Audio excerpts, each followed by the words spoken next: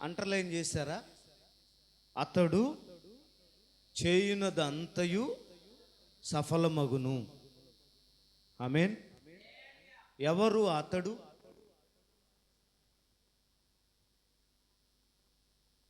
ఎవరు? మీరు ఆ వచనం పూర్తిగా స్టార్టింగ్లో చదివినప్పుడే ఎవరో మీకు అర్థమవుద్ది. 3వ వచనం.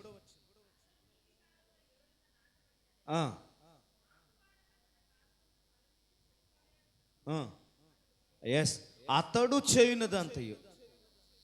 ఎవరు అతడంటే నీటి కాలువల యోరన నాటబడినవాడు. హల్లెలూయా చెప్పండి. ఎక్కడుంటాడు ఆయన? ఏ ఊర్లో? ఏ ఊర్లో? ఆమేన్. అతడు అక్కడ పేరు రాయబడలేదు. పలానా కృపరాజు, పలానా అక్క, చెల్లి అని పేరేం లేదు. అతడు నీటి కాలువల ఎవరన్నా నాటబడిన వాడు అయితేనట అతడు చేయునదంతయు, ఏదో ఒకటో రెండో కాదు. దేవుడు ఎట్నో కట్టి ఒక్క విషయంలో నాకు సహాయం చేశాడండి అంటం కాదు. అతడు చేయునదంతయు దేవుడు ఏం చేస్తాడంట? సఫలము చేయువాడు. దేవునికి స్తోత్రం చేద్దాం. ఈరోజు మనం చాలా ప్రార్థనాంశాలు కలిగి ఉన్నాం. చాలా ప్రార్థనాంశాలు కలిగి ప్రార్థన చేస్తూ ఉన్నాం. కానీ ఇక్కడ దేవుని వాక్యం ఏముంటుందంటే, నీ ప్రార్థన అంశం ఏదైతే ఉందో, నువ్వు చేసే పని ఏదైతే ఉందో, నువ్వు ప్రారంభించేది ఏదైతే ఉందో అది సఫలం అవ్వాలి. సఫలం అవడం అంటే ఏంటి? నెరవేరడం. అక్క, సఫలం అవడం అంటే ఏంటి? నెరవేరింది సార్, నేను ఈ అంశం ప్రార్థనలో పెట్టుకున్నాను, ఈ విషయమై ప్రేయర్ చేసాము, ఈ విషయమై ప్రభు పాదాలు పట్టుకుని ఉపవాసం ఉండి కన్నీళ్లు కారుస్తున్నాము, దేవుడు మాకు ఈ విషయంలో సహాయం చేశారు. దేవునికి స్తోత్రం చేద్దాం. ఇక్కడ అతడు చేయునదంతయు సఫలమగును. ఏంటి? ఏమి చేసినా సఫలం అవుద్దా? అవుద్దనే కదా అర్థం. ఎవరికి? నీటి కాలువల ఎవరన్నా నాటబడినవాడు, స్త్రీ అయినా పురుషులైనా. నీటి కాలువల ఎవరన్నా నాటబట్టం అంటే ఎక్కడది? వాక్యం. ఆమెను చెప్దాం. నీటి కాలువల ఎవరన్నా నాటబడినవాడు అంటే వాక్యములో నిలిచి ఉన్నవారు, వాక్యాన్ని కలిగిన వారు, వాక్యానుసారంగా అడుగులు, వాక్యానుసారంగా నడిచేవాళ్ళు ఎవరైనా సరే, ఏ సంఘమైనా సరే, ఏ వ్యక్తి అయినా సరే, చేయునదంతా సఫలీకృతం చేస్తాడు దేవుడు. నిజంగా ఈ కీర్తనకారుడు ఆ వచ్చిన అధ్యాయం అంతా దేన్ని బేస్ చేసుకొని మాట్లాడుతున్నాడంటే వాక్యాన్ని. ఏం బేస్ చేసుకున్నాడు? యెహోవా ధర్మశాస్త్రమును ఏమంటే ఆనందించుచు జీవారాత్రములు దానిని ధ్యానించువాడు ధన్యుడు. ఆమేన్. అంటే టోటల్గా క్రైస్తవ సమాజం, దేవుని సంఘం వృద్ధిలోకి రావాలి, ఆశీర్వదించబడాలి, దీవించబడాలి అంటే మనం ఎక్కడికో పరిగెత్తాల్సిన అవసరం లేదట. నీ ఇంట్లో, నీ చేతిలో, నీ దగ్గరున్న ఈ గ్రంథంలోనే దాచి ఉంచాడు ఆశీర్వాదాలన్నీ. ఎక్కడున్నాయి? ఇందులోనే అన్ని, సమస్తం ఇందులో గుప్తమై ఉన్నాయి. దీనిని మనం ఏం చేయాలి? ధ్యానించాలి. నీ వాక్యమును ధ్యానిస్తున్నప్పుడు క్రొవ్వు మెదడు దొరికినంత తృప్తిగా ఉంది అంటున్నాడు కీర్తనకారుడు. హల్లెలూయా చెప్దామా? ఈ వాక్యానుసారంగా మనం లేనప్పుడు, ఈ వాక్యానుసారంగా అడుగులు వేయనప్పుడు మనం చేయునది ఒకటి కూడా సఫలము కాదు. లేదా వాక్యానుసారంగా నడుస్తూ ఉన్నప్పుడు చేయునదంతా, ఒకటి కాదు, రెండు కాదు, మూడు కాదు, నువ్వేదైతే మొదలు పెడతావో అదేమవుతుందంటే సఫలీకృతం చేస్తాడు. హల్లెలూయా చెప్దామా? ఒక్కొక్కటి అసలు ఏమేమి దేవుడు సఫలీకృతం చేస్తాడు. నేను ఒక 5-6 పాయింట్స్ వైడ్గా మీకు చెప్తాను. రాసుకోండి. దేవునికి స్తోత్రం. మొట్టమొదటిగా 57వ అధ్యాయం 2వ వచనం కీర్తన. 57వ అధ్యాయం 2వ వచనం కీర్తన. మహోన్నతుడైన దేవునికి నా కార్యము సఫలము చేయు దేవునికి నేను మొర్రపెట్టుచున్నాను. నా కార్యము సఫలము చేయు దేవునికి మొర్రపెట్టుచున్నాను. దేవుడట మొట్టమొదటిగా ఏది సఫలం చేస్తాడట? నీటి కాలువల ఎవరన్నా నాటబడిన అనుభవం ఉన్నవాళ్ళు, వాక్యం ఉన్న అనుభవం ఉండాలి. వాక్యం లేని సంఘం, ఆరాధన లేని సంఘం, ప్రార్థన లేని సంఘంలో జీవం ఉండదు. వాక్యములో నువ్వు నాటబడితే, వాక్యం అనగా నీళ్లు ఉన్న దగ్గర చెట్టు ఎలాగైతే పచ్చగా ఉంటుందో, వాక్యం ఉన్న దగ్గర నాటబడినప్పుడు ఆ వ్యక్తిగా, నా కుటుంబంగా, నా సంఘం కానీ ఎలా ఉంటుంది? పచ్చగా ఉంటుందట. దావీదు గారు అంటాడు 52వ కీర్తన 8వ వచనంలో అంటాడు, నేనైతే నా దేవుని మందిరములో పచ్చని ఒలీవ చెట్టు వలె ఉన్నాను. ఎందుకంటే అతడు వాక్యం ఉన్న మందిరములో ఏమయ్యాడు? నాటబడ్డాడు. వాక్యం ఉండాలి ఆ సంఘంలో. నువ్వు వెళ్ళే సంఘం ఏదైనా సరే, ఒకవేళ అది ఆకారానికి పెద్దదిగా కనబడవచ్చు, కానీ అందులో వాక్యం లేకపోతే ప్రయోజనం లేదు. అక్కడ నీళ్లు లేవు అని అర్థం. నీళ్లు ఉండాలి ఆ కాలువలో. ఆ కాలువ ఉంది కదా అని నాటితే రాదు మొక్క. కాలువలో ఏముండాలి? నీళ్లు ఉండాలి. నీటి యోరన్నది ఏమవ్వాలి? నాటబడాలి. నాటబడి ఆ అనుభవంలో గుండా మనం వెళ్తున్నప్పుడట నీ కార్యము సఫలమవుతుంది. దేవునికి మహిమ కలుగును గాక. అందుకని ఏమని ప్రార్థన చేస్తున్నా? కార్యము సఫలము చేయు దేవునికి నేను ప్రార్థన చేస్తున్నాను. మనం చాలా పనులు ప్రారంభిస్తాం, చాలా కార్యాలు ప్రారంభిస్తాం, చాలా మొదలు పెట్టుకుంటాం. ఇది చేయాలి, అది చేయాలి, ఈ సంవత్సరం ఇల్లు కొనాలను, ఈ సంవత్సరం భూమి కొనుక్కోవాలను, ఈ సంవత్సరం పిల్లల్ని బాగా చదివించుకోవాలను, ఈ సంవత్సరం ఉద్యోగం రావాలను, ఎన్నో ఆలోచనలతో ప్రభు పాదాల దగ్గర మొరపెడుతూ ఉంటాం. ఇప్పుడు ఆ కార్యం సఫలం కావాలి, ఏం చేయాలి? మనం చూస్తాం కొంతమందిని, వాక్యం వినరు, చర్చికి రారు, కానీ వాళ్ళు ఏం కోరుకుంటారు? మా అంశాలు, మా సమస్యలు తీరాలి, మా అంశాలు నెరవేరాలి అని ఏదో ఒక ప్రేయర్ రిక్వెస్ట్ ద్వారా పంపిస్తారు. దేవునికి స్తోత్రం. అయితే అన్నీ జరగవు. అన్నీ జరిగితే వాళ్ళకి మందిరానికి చెప్పండి రారు. అతడు నీటి కాలువల యోరన నాటబడి ఉండాలి. వాక్యపు అనుభవంలో ఉన్నప్పుడు, వాక్యానుసారంగా అడుగులు ముందుకేస్తున్నప్పుడట మన కార్యము సఫలీకృతం చేస్తాడు. చూడండి, మనం ఊరు వెళ్ళాలనుకుంటాం, ప్రయాణాలు చేయాలనుకుంటాం, లేదా ఏదైనా ఒకటి మంచి పని ప్రారంభించాలనుకుంటాం, ఒక వ్యాపారం ప్రారంభించాలనుకుంటాం. ఇలాంటి సమయంలో మనం అనుకున్నది సఫలీకృతం కావాలి అని అంటే దేవుని పాదాల దగ్గర విశ్వాసంతో మొరపెట్టుకొని వెళ్ళినప్పుడు, విశ్వాసంతో ప్రార్థన చేయించుకొని వెళ్ళినప్పుడు అది విజయం. ఇక్కడ మన సహోదరులు కొంతమంది శుక్రవారం కానీ ఆదివారం కానీ ప్రార్థన చేయించుకొని వెళ్తారు. కూటం అయిన తర్వాత ఒక 2 వారాలు చేయించుకోలేదంట ఆమె. అన్న ఆ వారమంతా నాకు అదోలాగుందన్న అంటుంది. ఆ వారమంతా నాకు నెమ్మది లేదు, సంతోషంగా అనిపించట్లేదు, ఏదో కోల్పోయాను, ఏదో పోగొట్టుకున్నాను. మరి ఎందుకు ప్రేయర్ చేయించుకోలేదమ్మా అంటే, ఏదో పని మీద పడి అడావుడిగా వెళ్ళిపోయానన్న. ఆదివారం వాక్యం విని మీతో ప్రేయర్ చేయించుకుని వెళ్తే నాకు ఆ వారం అంతా కలిసి వస్తుంది, ఆ వారం అంతా నెమ్మదిగా ఉంటుంది. నాకు తెలియదు, ఆమె చెప్తుంది. హల్లెలూయా. ఎందుకంటే ఆమెకు అదొక విశ్వాసం.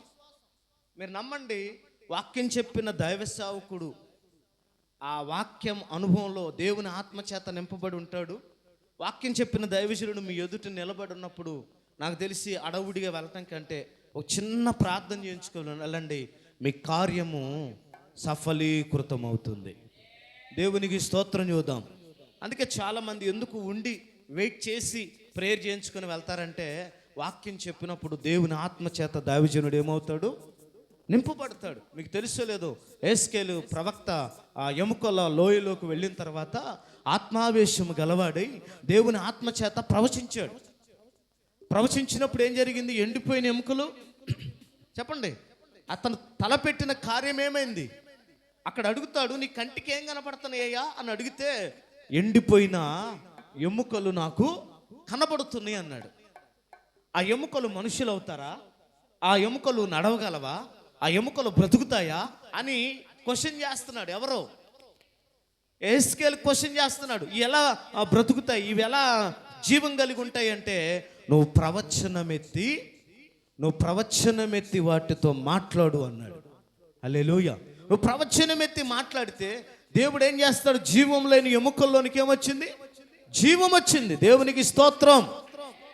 మీరు ఏదైనా సరే, మీరు ఏ పనైనా సరే, ఏది ప్రారంభించినా సరే, ఎక్కడికి వెళ్తున్నా సరే, ఒక చిన్న ప్రార్థన మీరు కానీ, అది అవకాశం ఉంటే దైవ సేవకుడు కానీ ప్రార్థన చేయించుకొని వెళ్ళినప్పుడు అండి, కార్యములు సఫలీకృతం అవుతాయండి. దేవునికి స్తోత్రం చూద్దాం. నిజంగా కార్యం అంటే ఏదైనా కావచ్చండి, ఒకటనేమి కాదు. నువ్వు తలపెట్టిన ప్రతి అందుకంటాడు, నా కార్యములు నెరవేర్చి నా దేవునికి నేను మొర్రపెట్టుచున్నాను. ఒకవేళ ఆయన కార్యములే చేయకపోతే ఈయనేం చేయడు? మొరపెట్టడు, ప్రార్థన చేయడు కదా. అంటే కార్యములు నెరవేర్చే దేవుడు. నీ కార్యాలు, నువ్వు అడిగినవన్నీ, నేను అడిగినవన్నీ ఎవరు నెరవేరుస్తారో లేదో నాకు తెలియదు, కానీ దేవుడు అద్భుతం చేస్తాడు. హల్లెలూయా. నిన్న ఈ మధ్యకాలంలో నా బండి ట్రబుల్ వస్తూ ఉంది. ఎక్కడ పడితే అక్కడ ఆగిపోతుంది. మంచిగా ఉన్నోళ్ళే దొబ్బలేరు ఆ పెద్ద పెద్ద బండ్లు.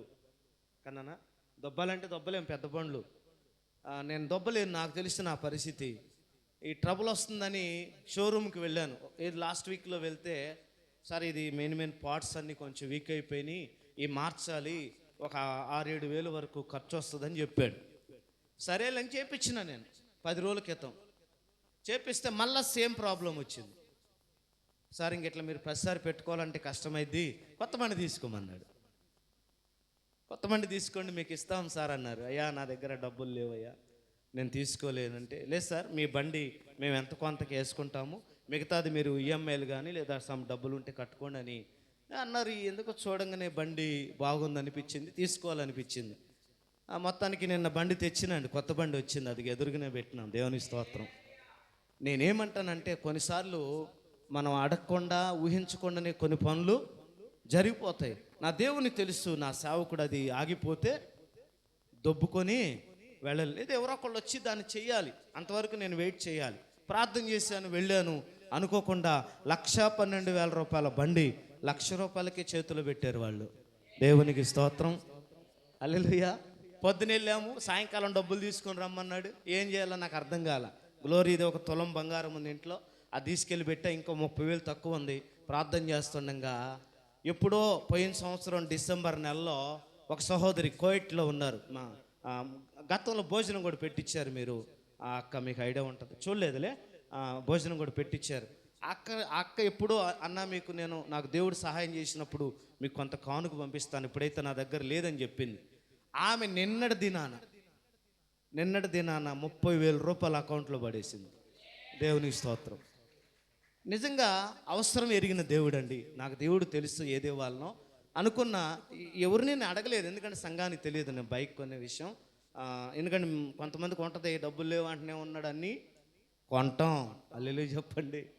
ఎందుకంటే దేవుడు ఇస్తాడు, నమ్మకం ఉంటే దేవుడు ఇస్తాడు. ఎవడా నాకు ఆ నమ్మకం ఉంది. వాస్తవానికి ఇంట్లో డబ్బులు లేకపోయినా ఎప్పుడు ఏది అవసరమో దేవుడు అది, స్థలాలు కొంటాం, బైకులు కొంటాం, కార్లు కొంటాం. హల్లెలూయా చెప్పండి. ఎందుకంటే నా సామర్థ్యం మీద నేను ఎప్పుడు ఆధారపడినా. నా సామర్థ్యం ఏంటంటే, వామ్మో నేను కొనగలనా అనేది నా సామర్థ్యం. కానీ నా దేవుని ఆత్మ ఏం చెప్తుందంటే, కొనేది నువ్వు కాదు, ఇచ్చేది నేను. హల్లెలూయా చెప్తామా? ఎందుకంటే ఏది కొన్నా పరిచర్యకే వాడతాం, కానీ ఊరికి తీసుకెళ్ళి ఊర్లో పెట్టేది ఏం లేదు. అది మీకు తెలుసు. నేను ఇంతవరకు మా ఇల్లు ఎట్టుంటుందో మీకు తెలియదు. గుడిసే, పూరి గుడిసే మా ఇల్లు. చూడండి, వచ్చిన వాళ్ళకి తెలుసు. ఎవరు వచ్చారు? మా ఊరు సుధాకర్ సార్ వచ్చి, నిజంగా అన్నేమో ఎట్టున్నాడు, ఆడ చూస్తే ఇల్లు అట్టుంది మీరు అనుకుని ఉంటారు కదా సార్. మా ఇల్లు ఎట్టుంది చెప్పండి? కనీసం కుర్చీ లేదండి. తమ్ముడోళ్ళు ఉంటున్నారు అక్కడ, నేను అక్కడ ఉండట్లేదు. అమ్మ కూడా తమ్ముడి దగ్గర. అంటే ఏదో సంపాదించి మా ఊర్లో ఏదో ఖర్చు పెట్టాలన్న ఆలోచన నాకు లేదు. ప్రతిదీ నేను భూములు కొన్నా ఏది కొన్నా అది దేవుని పరిచర్యకే వాడతాం. దేవునికి స్తోత్రం. నిజంగా అనుకోకుండా దేవుడు కార్యం ఏం చేశాడంటే సఫలీకృతం చేశాడు. 1,12,000 రూపాయల బైకు 1,02,000కి ఎవరికి ఇవ్వలేదండి, నాకే ఇచ్చారు. వాళ్ళు అంటున్నారు, సార్ దయచేసి ఎవరితో ఈ మాట, కానీ మీ అందరికీ చెప్పిన, ఎవరితో ఈ మాట చెప్పదు. నేను ఎందుకు చెప్తానంటే అడుగు వాటికంటే ఊహించు వాటికంటే అత్యధికమైన మేలులు చేసే దేవుడు. నేనంటాను, నీ ఇంట్లో ₹1 లేకపోయినా నువ్వు ప్రార్థన చేసుకుని అడుగు ముందుకై. రోమా పత్రిక 8:28 నేను నిన్న చూసా. ఏముంది అక్కడ? రోమా పత్రిక 8:28 నేను నిన్న కళ్ళారా చూసా. దేవుని ప్రేమించు వారికి, ఆయన సంకల్పం చొప్పున పిలువబడిన వారికి మేలు కలుగుటికై సమస్తము సమకూడి జరుగుతాయి. కొట్ట చప్పట్లు గట్టిగా. అందుకన్నాడు, కార్యము చేయు దేవునికి నేను మొర్రపెట్టుచున్నాను. దేవునికి స్తోత్రం చూద్దామా. రెండవదిగా కీర్తన, అదే కీర్తన 20వ అధ్యాయం 4వ వచనం.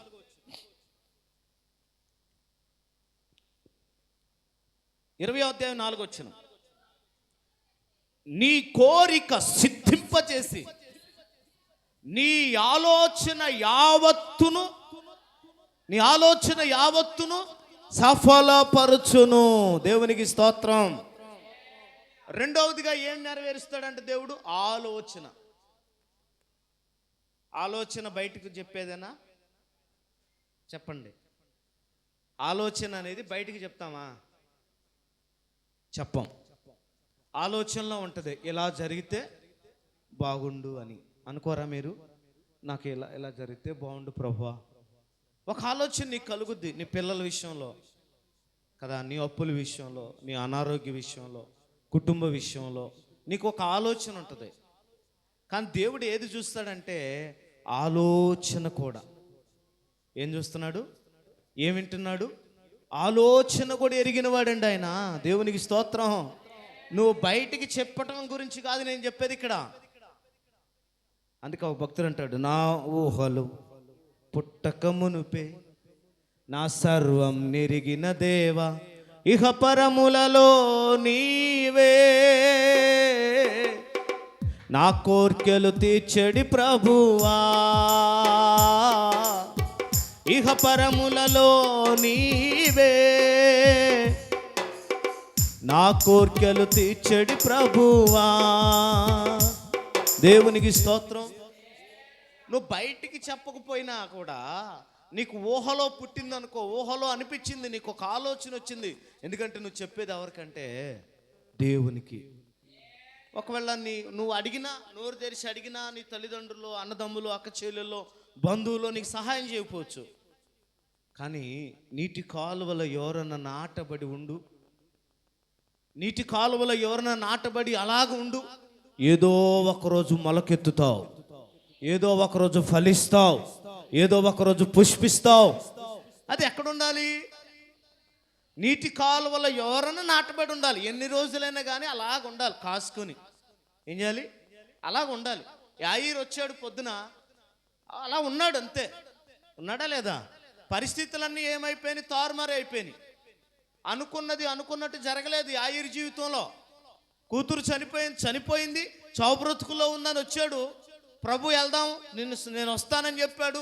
యేసు ప్రభు వెళ్ళే లోపు ఆడ పరిస్థితులన్నీ చేయి దాటిపోయినాయి. అవునా? పరిస్థితులు యాయీరు చేతిలో లేవు, అనుకున్నట్టుగా జరగలేదు. కానీ అలాగ ఉన్నాడు అనుకుని. యేసయ్య దగ్గరే ఉన్నాడు. నేను అంటాను, కష్టం వచ్చినా, శ్రమ వచ్చినా, నిందొచ్చినా, అవమానం వచ్చినా, అప్పులే ఎక్కువైపోయినా, ప్రాణాలు పోయే పరిస్థితిలో వచ్చినా నువ్వు ఎక్కడ ఉండాలంటే యేసయ్యను అంటి పెట్టుకుని ఆనుకొని ఉండాలి, అంతే. దేవునికి స్తోత్రం. ఇక్కడ ఎంతమంది అలా ఉన్నారు? లేరా? అలా ఉన్నారు కనుకనే దేవుడు యేసయ్య నీ కృప తలంచగానే నా శ్రమలుగా అనిపించలేదే. యేసయ్య నీ కృప నా శ్రమలుగా అనిపించలేదే. నీవు నాకిచ్చే మహిమ ఎదుట ఇవి ఎన్న తగినవి కావే, నీవు నాకిచ్చే మహిమ ఎదుట ఇవి ఎన్న తగినవి కావే. సుఖునాల స్తుతి జీవింతును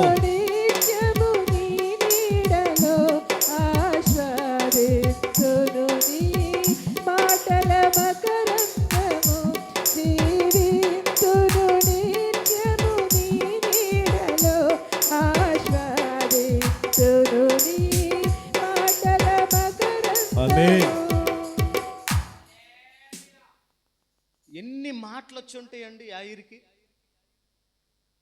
ఏదో చేస్తాడని చావు బ్రతుకుల్లో ఉన్న బిడ్డను వదిలేసి ఎక్కడికి వెళ్ళాడు అనరా చెప్పండి అని ఉంటారు కదా. నీకు నాకు వినపడకపోవచ్చు, కానీ బైబిల్ హిస్టరీ ఎప్పుడైనా ఒక వచనం చదివేటప్పుడు దాని ఫీడ్బ్యాక్, దాని ముందు ఏం జరిగిందో వెనకేం జరిగిందో సహజంగా మనం ఊహించుకుంటాం. మీకు అర్థం కావాలంటే సపోజ్ మన సంఘంలో ఎవరైనా ఒక పాప చావు బ్రతుకుల్లో ఉందనుకోండి, మీరు మందిరం కాడికి వచ్చి పాస్టర్ గారి దగ్గరికి వచ్చి కూర్చొని కూర్చొని కూర్చొని కూర్చొని పోయేలోపు చనిపోయింది అనుకుందాం. అప్పుడు ఆ ఇంటికాడ నుంచి వచ్చిన వాళ్ళు ఏమంటారు? ఎంత పని చేసావయ్యా. పాస్టర్ని కాదు, వచ్చిన వాళ్ళు ఉంటారు కదా, ఫ్యామిలీ. హాస్పిటల్కి పోయినా బతికేదిగా, లేకపోతే ఇంకో చోటుకి వెళ్ళినా బ్రతికేదిగా.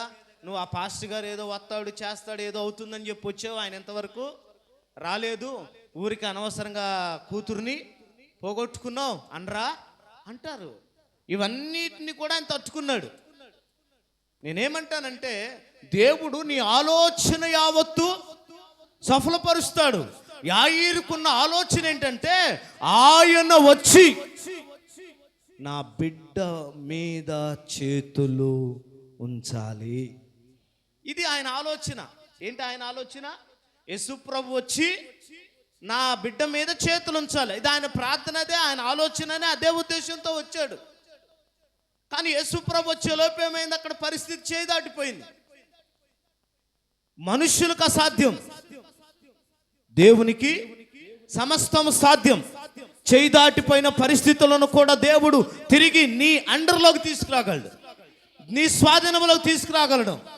ఎప్పుడంట అతడు చేయునదంతా సఫలం ఎప్పుడవుతుందో తెలుసా? నీటి కాలువలో ఎవరన్నా ఏమై ఉండాలి? నాటబడి ఉండాలి. వాళ్ళు ఏదో అన్నారు వీళ్ళు ఏదో అన్నారని చెప్పి అలిగి ఈరోజు చాలా మంది నీటి కాలువలో ఎవరన్నా యొద్ద లేరు.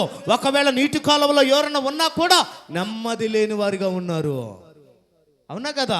సమాధానం లేని వారిగా ఉన్నారు. ప్రియమైన దేవుని బిడ్డలారా, నువ్వు నీటి కాలువల యొద్ద నాటబడి ఉండి ఆనుకొని ఉంటే చాలు, యేసు ప్రభు ఖచ్చితంగా కనికరిస్తాడండి.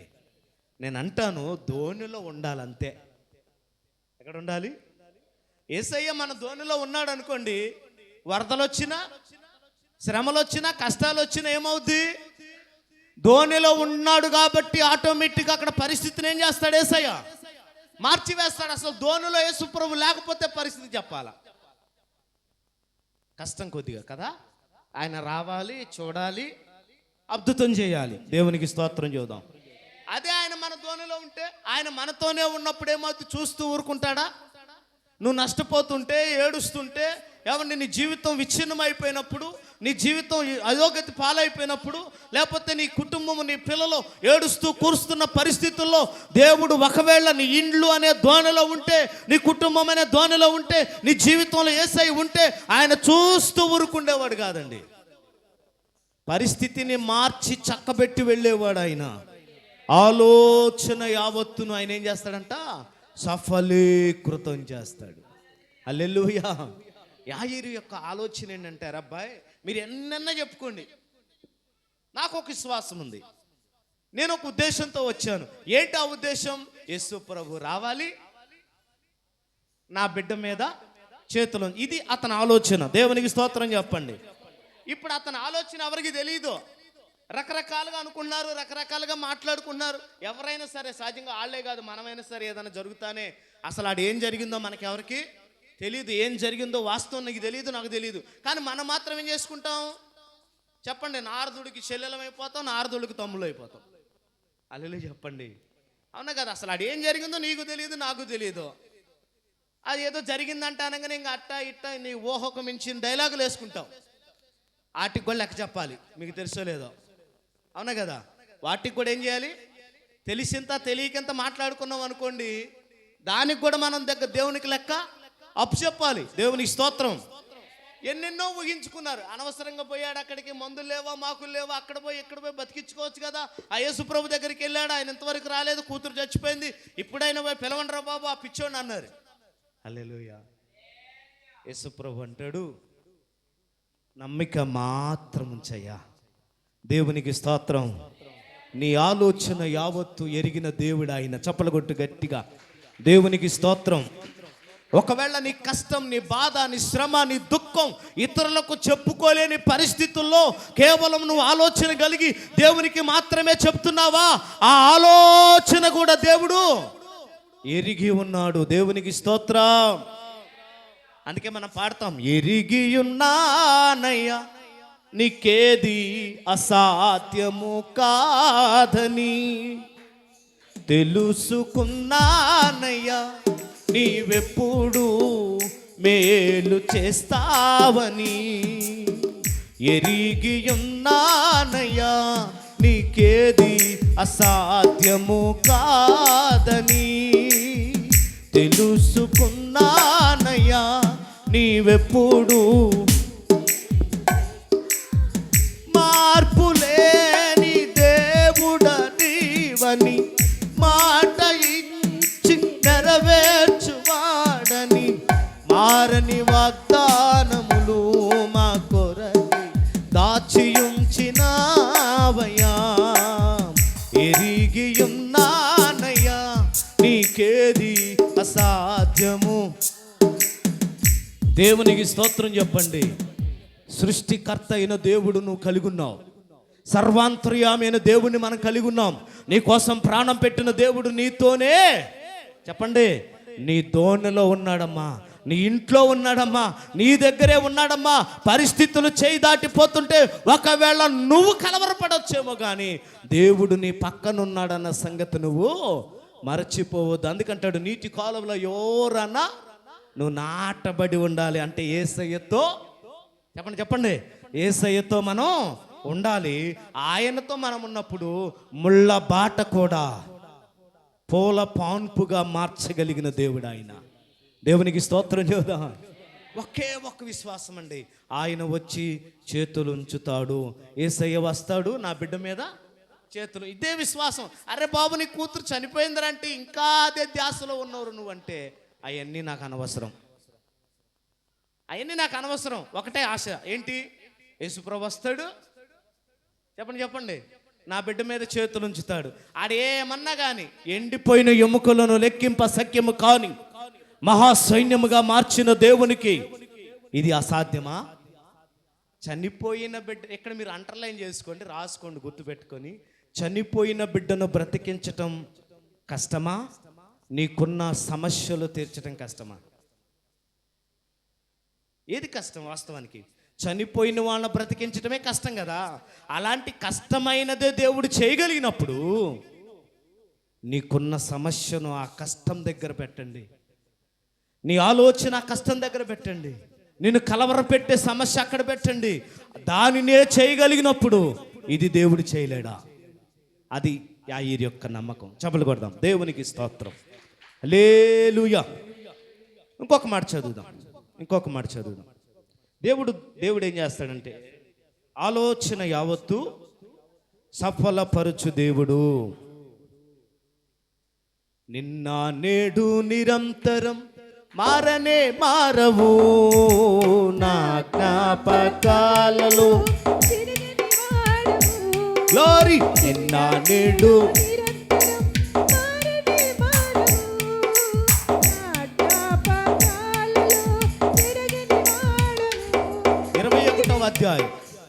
21వ అధ్యాయం కీర్తన 2వ వచనం. 21వ అధ్యాయం 2వ వచనం. చదవమ్మా. అతని మనోభిష్టము నువ్వు సఫలము చేయుచున్నావు. అతని పెదవులలో నుండి వచ్చిన కొట్టో చప్పట్లు గట్టిగా హల్లెలూయా. మనోభిష్టం అంటే హృదయ ఆలోచన. హల్లెలూయా చెప్పండి. మనోభీష్టమును కూడా ఏం చేస్తాడంట దేవుడు? సఫలం చేస్తాడంట అండి. చెప్పుకునేదే కాదు. అందుకనే మన ఆలోచనలు ఎప్పుడు కూడా ఆత్మ సంబంధమైనవిగా ఉండాలి. ఎలా ఉండాలి? ఆత్మ సంబంధమైన ఆలోచనలు అంటే ఏంటి? ఎప్పుడూ ఆధ్యాత్మికంగానే ఆలోచించాలి కదా. మత్తయి సువార్తలు అంటాడు, మీ సంభాషణ ఎప్పుడూ ఉప్పు వేసినట్టుగా కృపాసహితముగా ఉండాలి అంటాడు. ఉప్పు వేసినట్టు అంటే అర్థం ఏంటి చెప్పండి?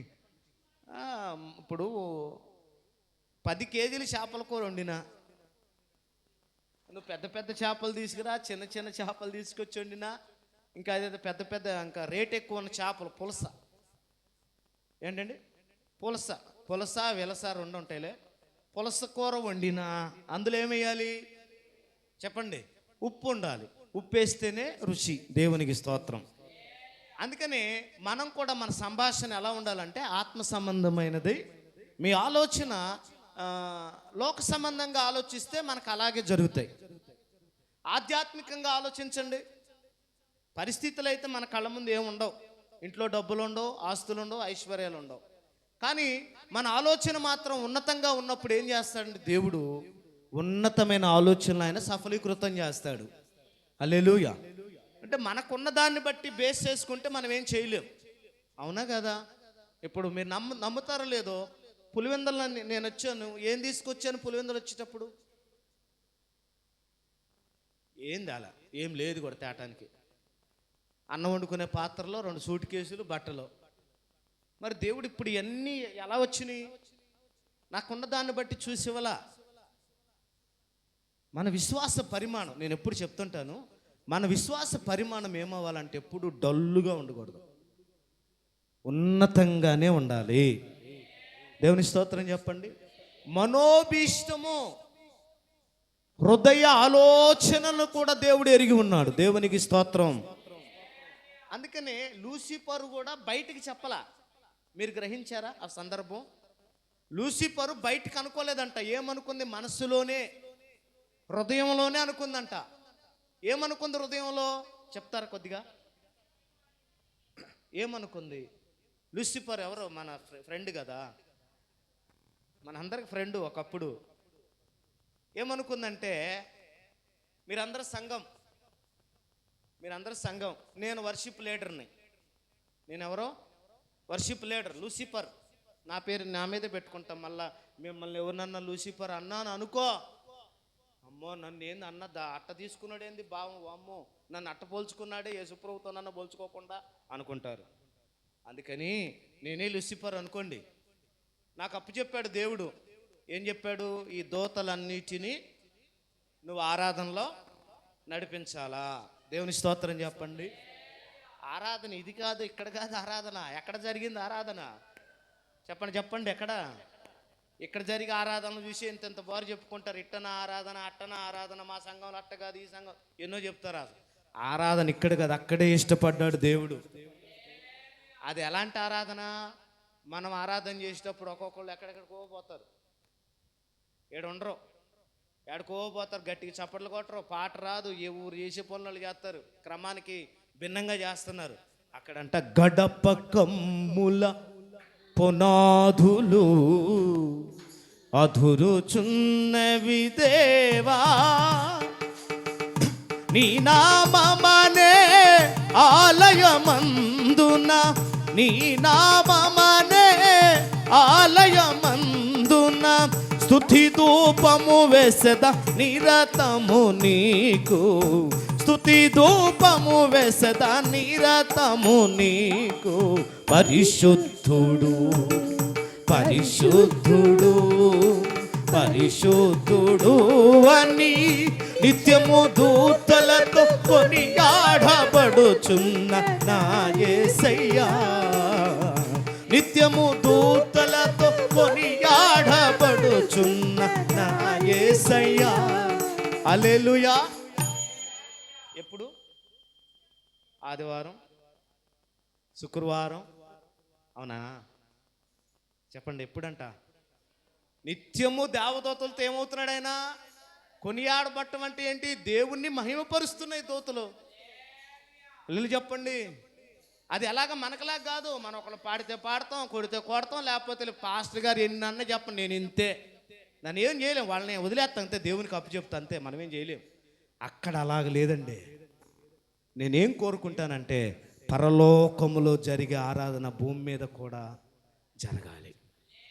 దేవుని స్తోత్రం చెప్పండి. అసలు నిన్ను నన్ను పుట్టించడానికి రీజన్ ఏంటంటే తన నామమును మహిమపరుచుకొనుటకే. హల్లెలూయా చెప్పండి. లేకపోతే ఏం లాభం అండి మన వల్ల దేవునికి? మనం ఇల్లు కట్టుకున్నాం, దేవునికి ఏమన్నా లాభమా? నేను బండి కొనుక్కున్నాను, దేవునికి ఏమన్నా లాభమా? చెప్పండి. నేను బంగారం కొనుక్కున్నా, దేవునికి ఏంటి లాభం? దేవునికి ఏం లాభం లేదు. మనం ఎన్ని కొనుక్కున్నా ఏం లాభం లేదు. మన పుట్టించి దేనికి అనుకుంటున్నారు? దేవుణ్ణి మహిమపరచడానికి. దేవదూతల ఆరాధన సరిపోలేదని ఇప్పుడు ఎవరు ఆరాధించాలని కోరుకున్నాడు? అందుకే అక్కడ రాశాడు, దేవుడు ఆత్మ గనుక ఆయనను ఆరాధించువారు ఆత్మతోను. ఆరాధించమన్నాడా కేవలం ప్రార్థన? చెప్పండి. మీకు ఆరాధన ఎందుకు చేస్తున్నామో ఒకరోజు రిఫరెన్సులు చూపిస్తా మీకు. అసలు ఆరాధన ఇలాగే ఎందుకు చేయాలని చూపిస్తా. ఒక్కొక్కరు ఒక్కలాగా చేస్తారు, నేను తప్పు పట్టను, వాళ్ళ క్రమం అది, ఎవరి పద్ధతి వాళ్ళది, నేను కించపరచను. కానీ మనం ఎందుకు ఇలా ఆరాధన చేస్తున్నామంటే ఈ ఆరాధన దేవుడు పరవశిస్తాడండి. దేవునికి స్తోత్రం చూద్దామా. దేవుడు పరవశించే ఆరాధన, దేవుణ్ణి మెప్పించే ఆరాధన, దేవుణ్ణి మహిమపరచటమే ఆరాధన, దేవుని హెచ్చించటమే ఆరాధన, దేవుని ఘనపరచటమే ఆరాధన. దేవునికి స్తోత్రం. ఆయన నామములను గురించి వర్ణించటమే ఆరాధన. దేవునికి స్తోత్రం చెప్పండి. అలాగ దేవదూతలంట గాన ప్రతిగానములతో దేవుని ఆరాధిస్తూ ఉంటే గడప కమ్ముల పునాదులు అదురుతూ ఉన్నాయంట. దేవునికి స్తోత్రం చూద్దాం. అందుకని ఆరాధనలో దేవుని ఆత్మచేత నింపబడకపోవటానికి కారణం ఏంటంటే మీకు ఇష్టమైనట్టుగా ఆరాధన చేస్తున్నారు, మీకు నచ్చినట్టుగా చేస్తున్నారు. కానీ వాక్యం ఏం చెప్తుంది, సేవకుడు ఏం చెప్తున్నాడు అది లేదు. నాకు నచ్చింది ఇంతేనే ఎలాగా అనుకుంటున్నారు. అందుకే దేవుని ఆత్మ మీకు తాకటం లేదు. దేవుని ఆత్మ నీ మీద దిగి రావాలంటే ఆయన్ని మెప్పించే ఆరాధనను చేయాలి, ఆయన ఘనపరిచే ఆరాధన మనం చేయాలి. ఎందుకనంటే ఆయనంట యేసు ప్రభును అంతగా హెచ్చించాడంట. ఎంతగా? ప్రతి మోకాలు కదా అక్కడ ఉంటుంది. ఫిలిప్పీ రాసిన పత్రిక 2వ అధ్యాయం 9వ వచనంలో ప్రతి మోకాలు యేసునామములో వంగునట్లు, ప్రతి నాలుక యేసు ప్రభు అని ఒప్పుకొనున్నట్లు. ఎవరు? భూమి మీద ఉన్నవారు, భూమి కింద ఉన్నవారు, పరదేశులో ఉన్నవారు దేవుని ఏం చేస్తున్నారు? హెచ్చిస్తారు, ఘనపరుస్తారు. అంతగా దేవుడు ఆయన హెచ్చించాడు. హల్లెలూయా చెప్పండి. హల్లెలూయా చెప్దాం గట్టిగా. హృదయ వాంఛలను కూడా దేవుడు ఏం చేస్తాడు? నెరవేరుస్తాడు. అందుకే లూసిఫర్ కూడా బయటికి అనలేదు. తిరగమాకండి. లూసిఫర్ బయటికి అనలా, మనసులో అనుకున్నాడు వీళ్ళందరినీ దేవుడు నాకు అప్పగించాడు కాబట్టి ఇంకా దేవునికి ఏముంది, నేనే కదా ఆరాధించేది, అందరూ నన్నే ఒప్పుకుంటున్నారు కదా, నన్ను మెచ్చుకుంటున్నారు కదా. హల్లెలూయా చెప్పండి. మెచ్చుకున్నారు అనగానే మనం అలా వెళ్ళకూడదు, అవునా కదా? మెచ్చుకున్నారు అనగానే ఏమవ్వకూడదు, వెళ్ళిపోకూడదు. అక్కడ దేవదూతలకు రెక్కలు వచ్చేస్తాయి. బైబిల్ ఉంది, ఒక వ్యక్తి నిన్ను పొగిడితే అది నీకు శ్రమ. నేను అందుకే కొంతమందిని పొగడను. పొగిడితే శ్రమ అన్న సంగతి తెలుసు నాకు, పొగడకపోతే మీకు నచ్చట్లా, అదే ఒక బాధ. హల్లెలూయా చెప్పండి. పొగిడితే వచ్చేది ఏందో నాకు తెలుసు. దేవుడు మనల్ని ఏం చేస్తాడు? దేవుడు పొగుడుతాడు, దేవుడు మనల్ని హెచ్చిస్తాడు. దేవునికి స్తోత్రం చెప్దామా. జస్ట్ హృదయంలో అనుకుందంట, మనోభీష్టం హృదయంలో అనుకుంది, నేను ఆ సింహాసనమును ఎక్కుదును అనుకుందట. ఎవరిది ఆ సింహాసనం? దేవునిది.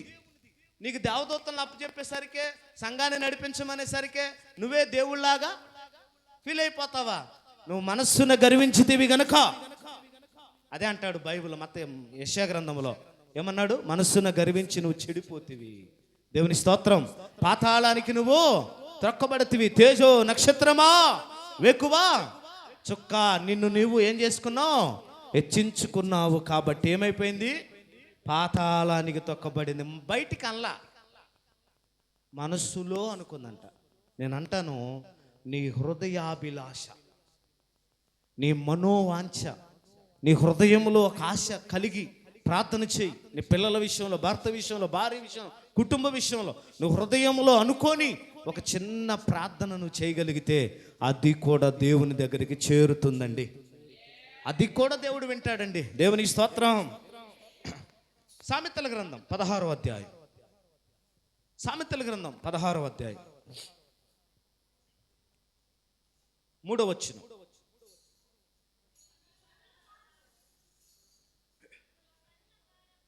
చదవండి.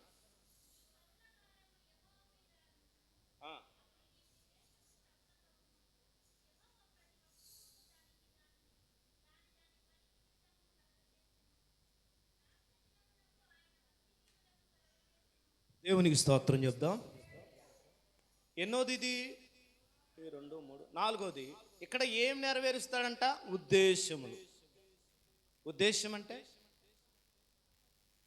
అమ్మ మీరు అలా ఏమనుకుంటున్నారు అని అడిగామనుకోండి, వాళ్ళ ఉద్దేశం ఏంటో చెప్తారు. దేవుని స్తోత్రం. ఇప్పుడు అన్న మేము ప్రార్థన పెట్టుకోవాలనుకుంటున్నాం అన్న అని అంటారు.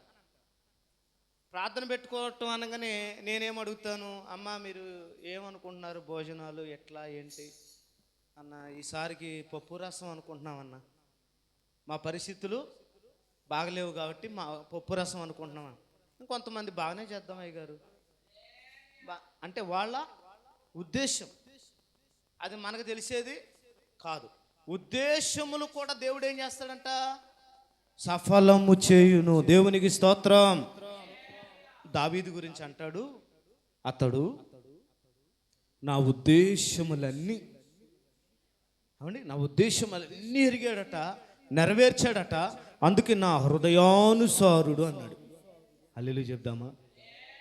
నీ ఉద్దేశం, నువ్వు ఫలానా అని మనస్సులో నువ్వు అనుకొని, నువ్వు నిశ్చయించుకొని, ఇలా చేస్తే బాగుండు, ఇలా అయితే బాగుండు, ఇలా జరిగితే బాగుండి, నువ్వు ఉద్దేశించినది కూడా దేవుడు సఫలీకృతం చేస్తాడు. అబ్బా, ఎంత అద్భుతమైన మాట అండి. అంటే మనస్సులో అనుకున్నది, ఆలోచనలో వచ్చింది, ఉద్దేశించింది, నోటితో మనం అడిగింది కూడా దేవుడు ఏం చేస్తున్నాడు? సఫలీకృతం చేస్తున్నాడు. నువ్వు సంవత్సరం నుంచి అడిగినా కూడా నీ భర్త నీకు సహాయం చేయట్లా. నువ్వు అడిగింది ఇవ్వట్లా. ఎస్ఆర్నో భార్య అని కానీ, తల్లిదండ్రులు కానీ, అన్నదమ్ములు కానీ, అక్క చెల్లెలు కానీ సంవత్సరాల తరబడి అడుగుతున్నావు. అరే బాబు నాకు ఇది చేయరా, అది చేయరా, అది సహాయం, ఇది సహాయం చేయమని అంటున్నారు. వస్తున్నాయా? రావట్లేదు. ఈ సంవత్సరం అని అలాగే వెళ్ళిపోతుంది కదా. అడిగినా కూడా మనకి ప్రజల దగ్గర నుంచి రావట్లేదు. కానీ ఇక్కడ ఏమవుతుంది? నీ ఊహలో అనుకున్నది కూడా, మనస్సులో అనుకున్నది కూడా. అందుకే నేను అంటాను, నువ్వు అనుకోవాలని నిశ్చయించావు కాబట్టి పెద్దదే అనుకో. కొంటే చప్పట్లు. ఏమనుకోవాలి? అనుకోవాలని నిశ్చయించావు కదా, ఏమనుకోవాలి? ప్రభువా సైకిల్ అయ్యా, ఏమనుకోవాలి? సైకిల్ అడిగేది ఎవరో? పిల్లోళ్ళు. ఎవరో? మా శాలేం అడుగుతున్నాడు స్కూటీ, ఏం చేయమంటావు? హల్లెలూయా. ఆడ కెపాసిటీ అది. నేను తోలగలను అంటాడు, నాకు కావాలంటాడు. హల్లెలూయా. అది ఎప్పుడు తీపియాలో నాకు తెలుసు. హల్లెలూయా. ఎప్పుడు ఇవ్వాలో దేవుడు తెలుసు కదా. సైకిల్ అడిగే కెపాసిటీ కాదు నీది నాది. కారు అడిగే కెపాసిటీ దేవుడు మనకిచ్చాడు. మంచి ఇల్లు కావాలా? నువ్వు ఉద్దేశించింది ఏదైనా ఉందో అది నువ్వు ఎలా అనుకోవాలంటే ఉన్నతంగానే అనుకో. ఆమెన్ చెప్పండి. ఉన్నతంగానే అనుకో. ప్రైజ్ లార్డ్ చెప్పండి. దేవుని దగ్గర మనం ఆశించేటప్పుడు బైబిల్ చెప్తుంది అత్యాశ ప్రమాదమే కదా. మనకు కావాల్సింది దేవుణ్ణి అడగటంలో తప్పేమీ లేదు. Praise lord. నువ్వు ఉద్దేశించు గవర్నమెంట్ జాబ్ కావాలా? తప్పేమనుంది అడగటంలో? చెప్పండి. ఏం తప్పులేదు. నీ గవర్నమెంట్ జాబ్ కావాలా? నువ్వు ఉద్దేశించింది దేవుడు సఫలం చేస్తాడు. లేదా నీకు మంచి కాలేజీలో సీటు కావాలా, నువ్వు ఉద్దేశించు. మనస్సులో దేవుని సన్నిధిలో నువ్వు ఉద్దేశించి దేవుణ్ణి అడిగినప్పుడు ఆ ఉద్దేశములన్నీ దేవుడు ఏం చేస్తాడంట, సఫలీకృతం చేస్తాడు. మనం చిన్న చిన్నవి అడుగుతున్నాం కాబట్టి అక్కడతోనే సరిపెట్టుకుంటున్నాం. కాబట్టి దేవుణ్ణి అడిగేటప్పుడు ఎలాంటి అడగాలి, ఉన్నతమైనవి అడగాలి. హల్లెలూయా చెప్పండి. ఒక ఆయన ఎప్పుడో చిన్నప్పుడు ఎవరో చెప్తే విన్నాను, పొలం ఒడ్లు దంచినప్పుడు, ఒడ్లు దొల్లగొట్టినప్పుడు రాశిగా పోస్తారు. రాశిగా పోసి వాటిని ఎత్తుతారు, కాటాకేసి ఎత్తుతారు, పొలంలోనే ఎత్తుతారండి. ఆ ఎత్తేటప్పుడు కొంతమంది ఒడ్లు అడుక్కోవటానికి వస్తారు. వచ్చినప్పుడు వాళ్ళల్లో ఒక పిల్లోడు వచ్చాడట, అంకుల్ అంకుల్ నాకు ఒడ్లు పెడతావా అని. అప్పుడు ఆయన ఏదో అడావుడిగా బిజీగా ఉండి, రే పొయ్యి 3 దోశలు ఎత్తుకొని సంచిలో పోసుకొని పోరా అన్నాడట. 3 దోశలు వేసుకొని పోరా అన్నాడు. అక్కడ చాలా మందికి చెప్పాడు, వాళ్ళందరూ 3 దోశలు వాళ్ళ సంచిలో వేసుకొని వెళ్ళిపోయారు. వీడు పోయి అలాగే ఉన్నాడంట రాసి దగ్గర. వీడు ఎత్తుకోవట్లేదు. అక్కడ ఉన్న వాళ్ళందరూ ఆడికెళ్ళి చూస్తూ ఉన్నారు, ఆడు ఎందుకు ఎత్తుకోవట్లేదా అని. ఆ యజమాని ఏదో ఫోన్ మాట్లాడితే అలాగే ఉండిపోయాడు, ఆడు ఎత్తుకోవట్లేదు. ఈ కాటా వేసేవాళ్ళు అడుక్కొచ్చినాయి, ఇంకా లాస్ట్కి వచ్చినాయి. అరే ఎత్తుకోరా తొందరగా, అయ్యే చెప్పాడు కదా దొర ఎత్తుకోరా బాబంటే, నేను ఎత్తుకోను. ఏమిరా అంటే, అయ్యే వచ్చి నాకు 3 దోశలు పోయాలా అన్నాడట. ఏంటి, అయ్యే వచ్చి నాకు 3 దోశలు ఎత్తాలని. ఎవరైతేనేమిరా ఎత్తుకోరా అంటే, నాకు అయ్యే వచ్చి 3 దోశలు వేయాలి. చెప్పండి. అరే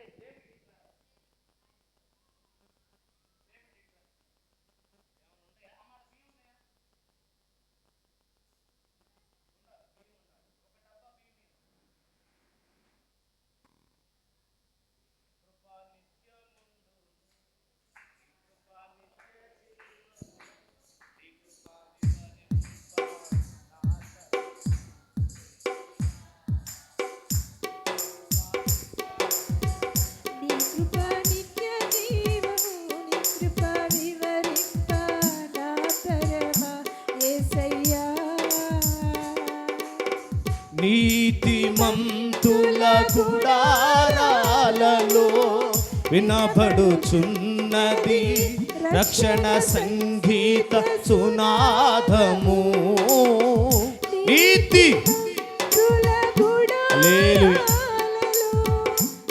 వినబడుచున్నది రక్షణ సంగీత సునాదము.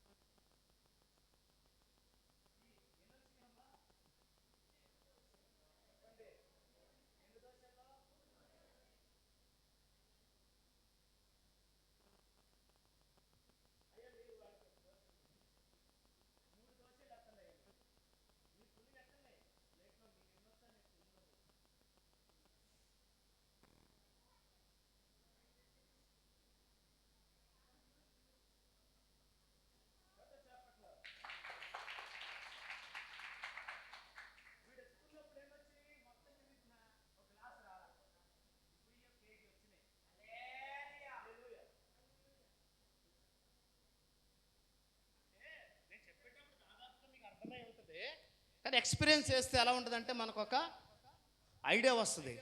దేవుని ఉద్దేశం ఏంటంటే, దేవుని దగ్గర మనం ఎక్స్పెక్ట్ చేసేటప్పుడు ఎలాగ ఎక్స్పెక్ట్ చేయాలి. ఆయన చిన్నవాడైతే చిన్నగానే ఎక్స్పెక్ట్ చేయాలి. ఆయన ఎవరు? ఆకాశ మహాకాశములు పట్టజాలని దేవుడు.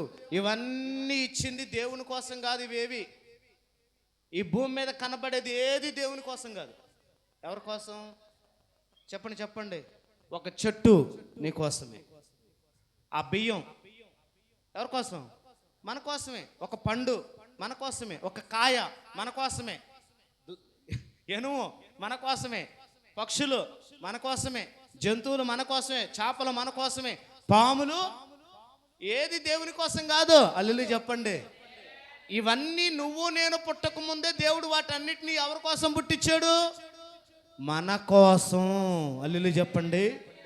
ఇవన్నీ మనకు అవసరం కాబట్టి దేవుడు ఏం చేశాడు? పుట్టించాడు. అందుకంటాడు, రహస్య స్థలములో మరుగైన ధనమును నేను నీకు ఇస్తాను. Praise the lord. దేవుని దగ్గర ఎక్స్పెక్ట్ చేసేటప్పుడు ఎలాగుండాలి అంటే ఎప్పుడు దేహి అనేటట్టుగా ఉండకూడదు. మనం దేహి అని అడుక్కునే వాళ్ళం కాదండి. దేవుని కుమారులమును దేవుని కుమార్తెలమై ఉన్నాం. కుమారులు కుమార్తెలు ఏం చేస్తారు? ఆస్తిని తీసుకుని ఖర్చు పెట్టుకుంటారు, అంతే. దేవుని స్తోత్రం చెప్దాం. అడుక్కునేది ఎవరంటే బయటోడే. ఇంట్లో వాడు అడుక్కోవాల్సిన అవసరం లేదు. మమ్మీ నాకు 10,000 పంపి అంటే ఏం చేయాలి? చెప్పండి. గ్లోరీ విజయవాడలో ఉంది బైబిల్ ట్రైనింగ్లో. డాడీ 6,000 కట్టాలి ఈ నెల, పంపి అని అంటది. డాడీ ఒక 5,000 కట్టు అన్నట్లా. ఎప్పుడు ఫోన్పే చేస్తామంటుంది. అల్లులు చెప్పండి. ఎందుకు? ఎవరోది? నా కుమార్తె, నా కుమారుడు, హక్కు.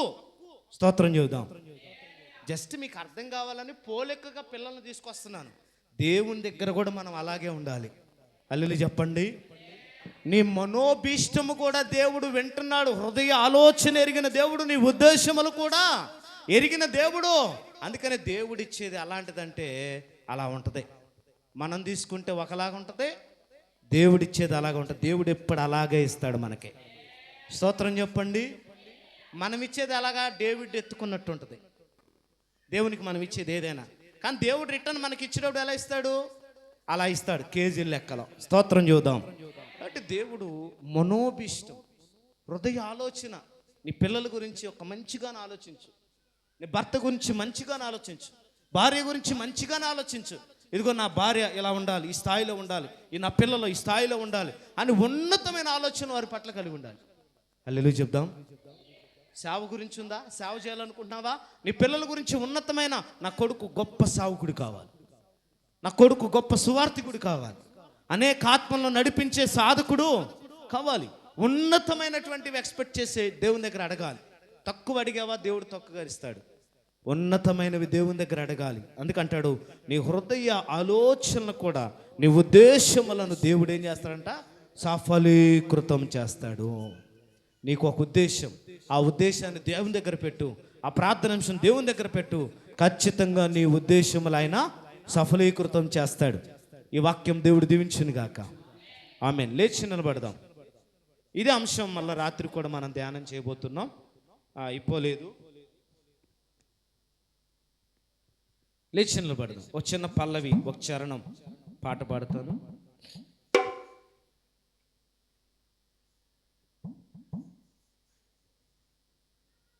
సింహపు పిల్లలైనా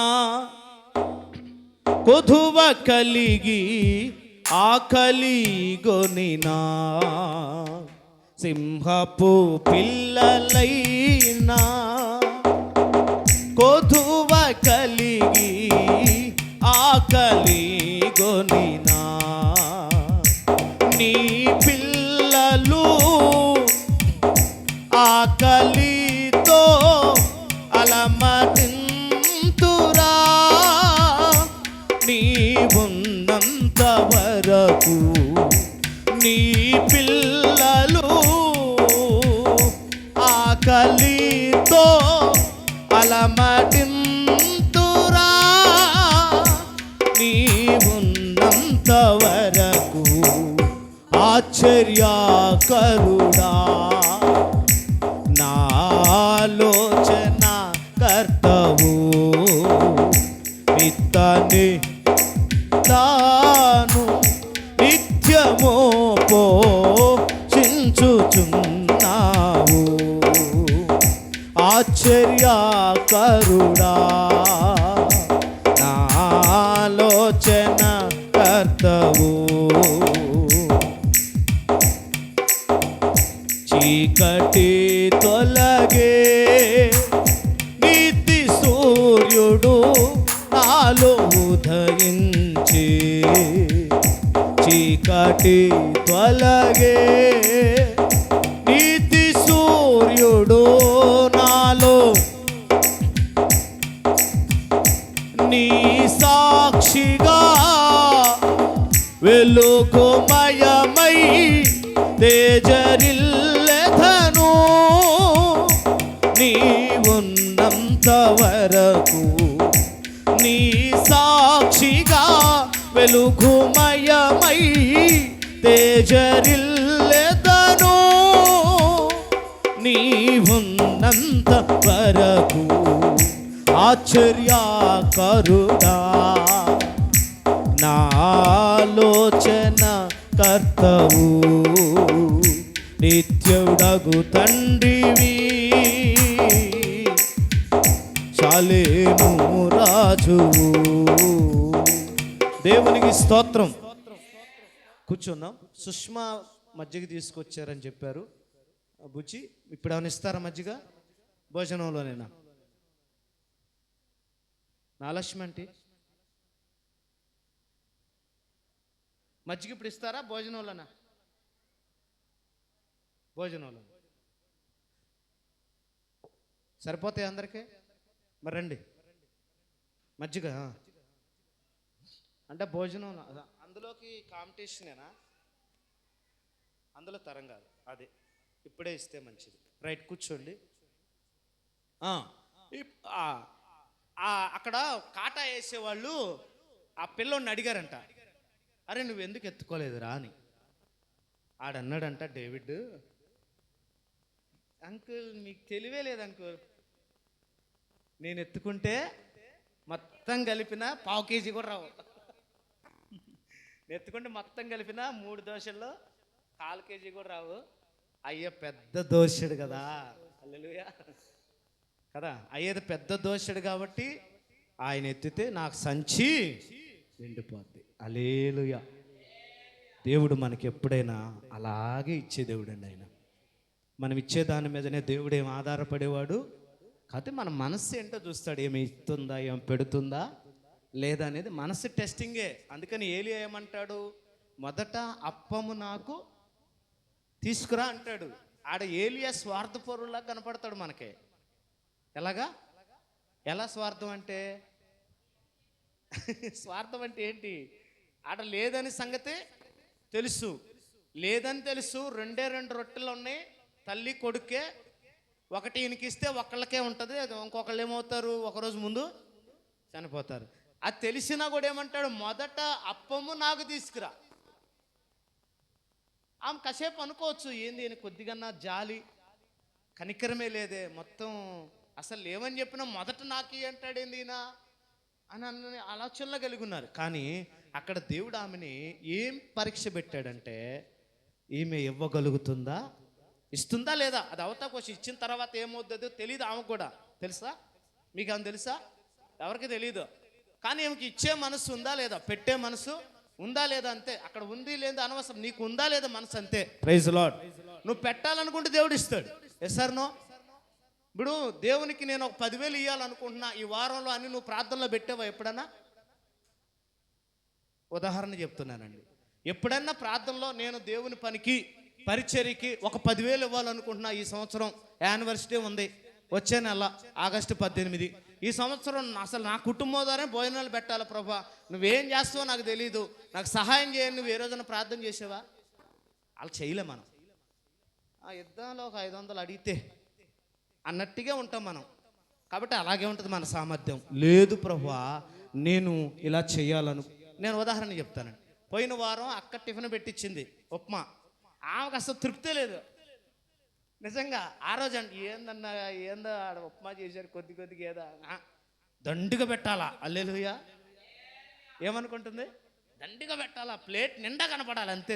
తినగో పారైన తర్వాత అంకులా నాకు మనస్ఫూర్తిగా లేదని మళ్ళీ ఈరోజు ఏం చేపించింది, పొంగల్ చేపిస్తుంది. హల్లెలూయా.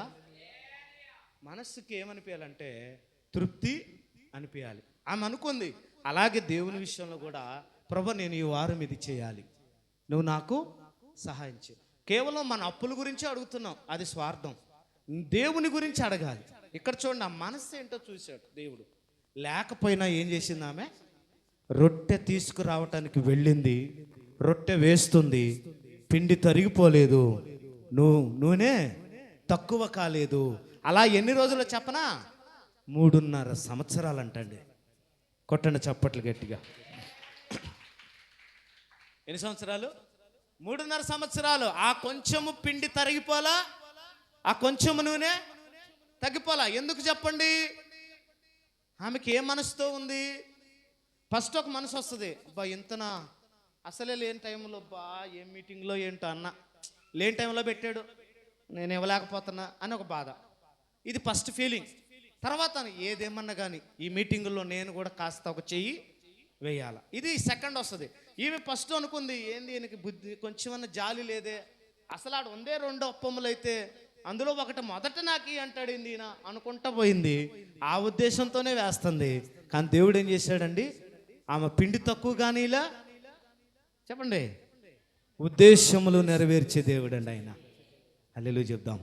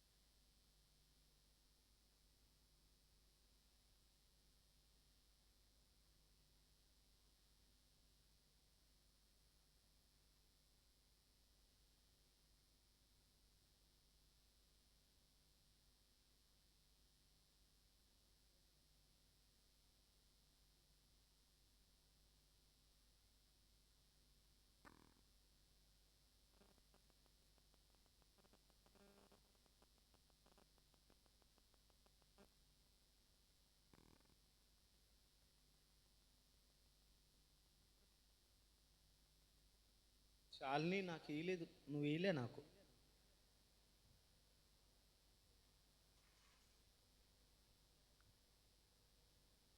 మా తీసుకుండ్రా.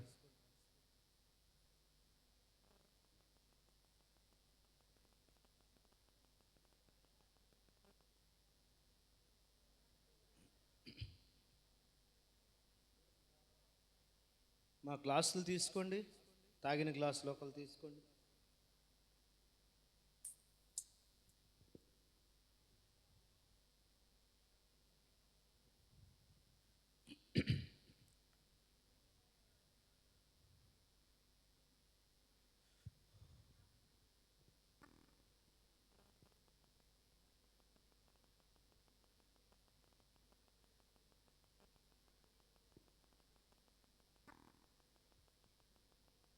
ప్రార్థన చేసుకుందాం. తాగిన వాళ్ళు మోకరించండి. విన్న వాక్యాన్ని బట్టి మనం పరిశీలన చేసుకుందాం. నీ మనోభీష్టము కూడా హృదయ ఆలోచన ఎరిగిన దేవుడండి. మన ఉద్దేశములు ఎరిగిన దేవుడు. నువ్వు నోరు తెరిచి అడిగినా, సహాయం అడిగినా మనుషులెవ్వరూ నీకు సహాయం చేయకపోవచ్చు, కానీ లేదా నీ ఇంట్లో వాళ్ళు కనికరించకపోవచ్చు, కానీ నువ్వు జస్ట్ మనసులో ఊహించుకున్నా కూడా ఇలా జరిగితే బాగుండు, నాకు ఇలా కావాలని నువ్వు హృదయపూర్వకంగా అడిగినా కూడా దేవుడు చేస్తాడండి. అయితే మన జీవితంలో కార్యం జరగకపోవటానికి కారణమైతే వాక్యం చెప్తుంది. ఏంటి? నీటి కాలువల యోరన మనం నాటపడకపోతే మన ఉద్దేశములు కానీ, మన ఆలోచన కానీ, మన హృదయ ఆలోచన కానీ, మనోభీష్టం కానీ ఏది నెరవేరదు. అదే వాక్యం అనే నీరు దగ్గర మనం అంటు కట్టబడితే, నాటబడిన వారిగా ఉంటే మందిరంలో ఏదో ఒకరోజు ఎండిపోయే స్థితిలో ఉన్నా, వాడిపోయే స్థితిలో ఉన్నా, రాలిపోయే స్థితిలో ఉన్నా నీటి వాసన మాత్రము చేత అది చిగుర్చును అని వాక్యం ఉందండి.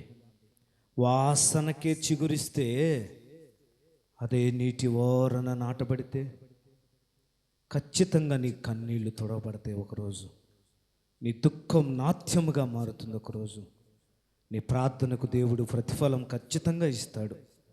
నమ్మి విశ్వాసంతో దేవుణ్ణి అడగండి. ఏదైనా సరే అది దేవునికి ఇష్టమైతే అసాధ్యమైనది దేవుడు సాధ్యపరచగలగడు. ప్రార్థన చేద్దాం. ఎవరికైనా ప్రత్యేకమైన అంశం ఉంటే చెప్పండి. ఈ వారంలో ఏదైనా సమస్య వచ్చిన వాళ్ళు చెప్తే ప్రేయర్లో పెడదాం, లేదంటే అందరి కోసం కలిసి ప్రార్థన చేద్దాం.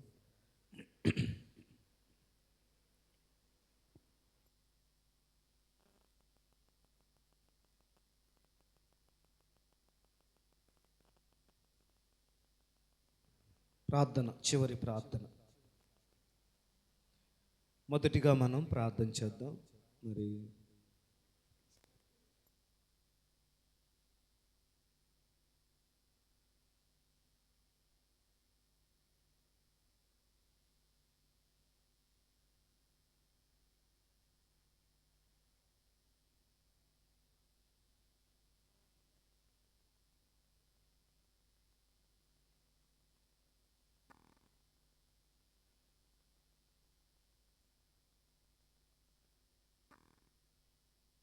పరిశుద్ధుడు అయిన తండ్రి, మీకు వందనాలు, స్తోత్రాలు. దయగలిగిన దేవా, కృపగలిగిన తండ్రి, మాకే కష్టం వచ్చినా, ఏ బాధ కలిగినా, ఏ చింత, ఏ ఆలోచన ఉన్నా ప్రభువా నీతోనే పంచుకోవాలి. మీరు మాత్రమే మా మొర ఆలకించే దేవుడు, మీరు మాత్రమే మా ప్రార్థన ఆలకించే దేవుడు తండ్రి. అయా, మీరు సహాయకుడిగా ఉన్నారు. ప్రభువానికి స్తోత్రం. సంఘక్షేమం కొరకు, సంఘములో ఉన్న బిడ్డల కుటుంబాల కొరకు ప్రార్థన చేస్తున్నాం. కృపగలిగిన దేవుడా, ఎన్నో ఇబ్బందుల్లో, సమస్యల్లో, కష్టాల్లో, బాధల్లో, బలహీనతల్లో పలు రకాలుగా నాయన బాధించబడుతూ వచ్చారు. అయ్యా, నీ వైపే చూస్తున్నారు తండ్రి. ఒక పక్క ఎండిపోయిన పరిస్థితి కనబడుతున్నా, ఒక పక్క రాలిపోయే పరిస్థితి కనబడుతున్నా, ఒక పక్క నిర్వీర్యమైపోతున్న పరిస్థితులు కనబడుతున్నా నీ మీద ఆనుకొని ఉన్నామయ్యా.